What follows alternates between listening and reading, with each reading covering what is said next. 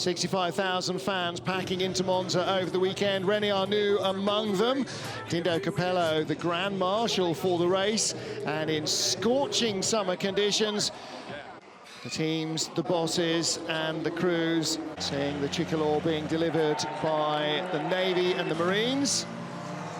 As the race got underway, it was Toyota from pole position. Mike Conway starting the race ahead of Sebastian Buemi. The number 50 Ferrari on the outside of the front row of the grid, though, getting in between the two Toyotas. And Buemi outbraking himself, clattering the 51 Ferrari into a spin, putting their race at the back right from the start as they'd rejoin way down the order. Number 8 Toyota in the news again as it ran the 777D station racing car off the road, hard into the walls and out of the race.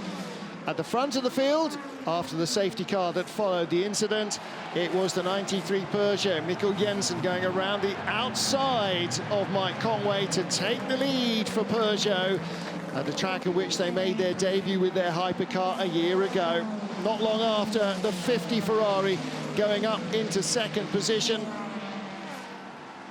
Huge reception from the rapturous Tifosi at the first chicane as they saw the pass being made. Number 8 serving a penalty for taking D-Station out of the race. Transmission problems for Peugeot, electronic problems for Jota's Porsche. And the Ferrari and Toyota battle continued. Penske Porsche never quite in the frame for a top 3 position. Vector were having a good race until they were put off by the number 9 Prema car. That brought out another safety car. Their race was over as well. More dramas for Jota with the electronics in their Porsche as the number 7 Toyota moved to the top of the pile. The Lesmos were a real pinch point this weekend. Lots of incidents in traffic. LMP2 and GTE, GTE and GTE. There's not much margin for error. Not much margin in traffic either. The Iron Dames being held up and the Corvette going by as an LMP2 car made the difference. Proton's 99 hypercar ended its race at 2/3 distance on the side of the track. And the leading car in LMP2 out with oil problems in the final half hour. That allowed Jota to win in LMP2. 77 Dempsey Proton winning in GTE AM as the 33 Corvette took the championship title with a top 5 finish. And the overall race winners, the number 7 Toyota, Kamui Kobayashi, sealing victory ahead of Ferrari in Monza.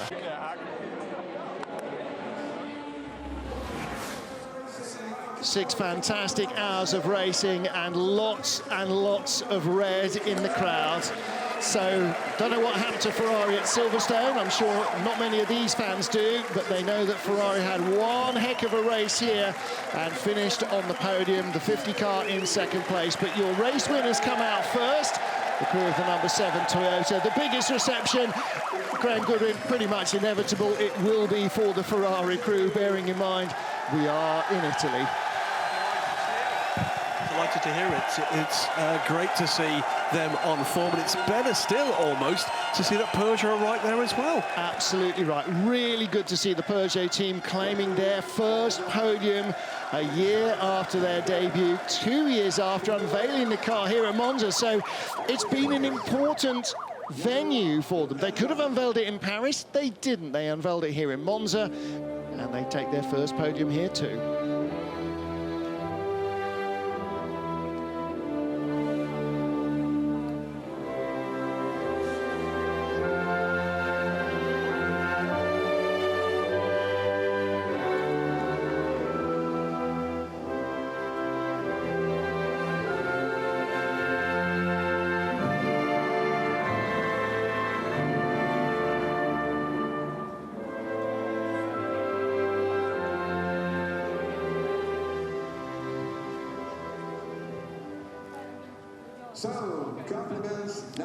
The Japanese anthem for our winning team, Toyota Gazoo Racing. And on the top step of the podium, left to right, Mike Conway. Oh, Kamui Kobayashi on the left, in fact. Mike Conway in the centre. And Jose Maria Lopez on the right-hand side, the race engineer with the flag around his shoulders, and Dindo Capello. Jean-Eric Verne, oh, it went off in my hands, Gov. Dindo Capello presenting the trophy for the third Jeff. Come on, a bit of decorum. It's not that long since you've been on the race podium. Paul Di Resta, big smile on his face as well.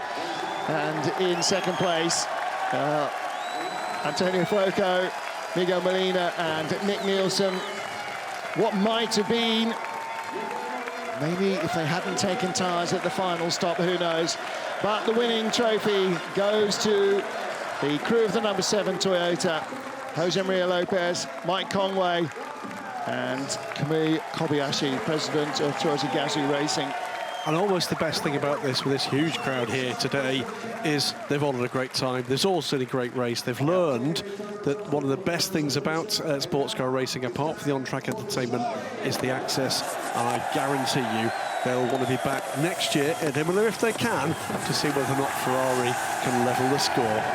Well, if lots of fans can come from all over Europe, and they have, then certainly Italian fans can go to Imola. The Autodromo Enzo Edina Ferrari. Well, that would be a great venue for Ferrari to win at home as well, wouldn't it? The circuit named after the company's founder and his son. And on the podium there, Mikkel Jensen, Jean-Eric Verne, Paul Di Resta. That's a really big reward for the Peugeot team, one they were desperate to produce. I know Paul was really, really keen that they had a hope of getting onto the podium, and so it has been. So that's your top three. The number 7 Toyota, number 50 Ferrari, and the 93 Peugeot. Number 8 car, really, really critical fight back after those incidents, after those penalties in the first hour, and they end up in 4th place. Spotted 2, that change has come for 5th place. The Ferrari AF Corsa, number 51, has been given a time penalty, dropped back behind the 5 car. Porsche Penske Motorsport. It's Jota take the win from Alpine Elf. Team, the 36 car, and the 41 Team WRT completes the podium in LMP2, and the 77 Dempsey Proton Racing Porsche comes home ahead of 2 further Porsches, the 60i Lynx car and the 86 GR Racing car, but it's the 4th place car that takes the title. Yeah, 4 Peugeots in the top 5, so it is Brendan Hartley, Ryo Hirakawa, who increase their lead in the championship.